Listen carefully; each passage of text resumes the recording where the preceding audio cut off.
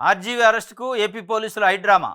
Social మీడియాకు సంబంధించి కేసులో ప్రముఖ సినీ దర్శకుడు రామ్ గోపాల్ వర్మను అరెస్ట్ చేసేందుకు ప్రకాశం జిల్లా మద్దిపాడు పోలీసులు హైదరాబాద్లో హైడ్రామా సృష్టించారు.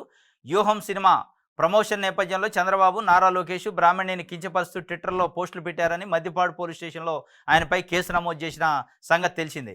ఈ కేసులో ఈ నెల 25వ తేదీ నుంచి తేదీ పోలీసులు విచారణకు హాజరు కావాల్సి ఉంది.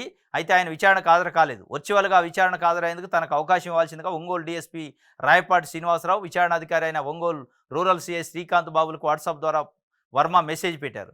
కాగా ఆయన సోమవారం పోలీసులు ఎదుట విచారణకు హాజరు కావాల్సి ఉండగా ఆదివారం రాత్రి మద్దిపాడు ఎస్ఐ శివరామయ్య, నాగుల పల్లుపాడు ఎస్ఐ శ్రీకాంత్ నేతృత్వంలో 2 టీములను హైదరాబాద్కు పంపించారు. మొత్తానికి ఆయన పట్టుకోవడానికి చూస్తూ ఉన్నారు రామ్ గోపాల్ వర్మని.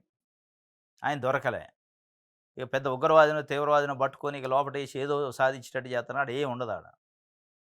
ఇక దానికోసం టీములు గీములు, ఆ టీములు ఏదో బాలికలపైన అఘాయిత్యాలు, మహిళలపైన అఘాయిత్యాలు, అత్యాచారాలు జరిగిన దాంట్లో ఒక టీమేలే.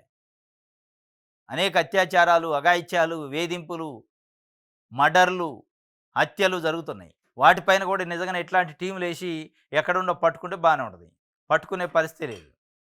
కానీ పనికిరాని వాటి కోసం ఎప్పుడో వచ్చిన సినిమా ఏదో జరిగిన దానికి ఇవాళ సరే చర్యలు తీసుకుంటే తీసుకోవాలి, కేసు పెడితే పెట్టడం, కానీ దానికోసం టీములు, పెద్ద ఆపరేషను, అంత సినిమా అవసరం లేదు దానికి.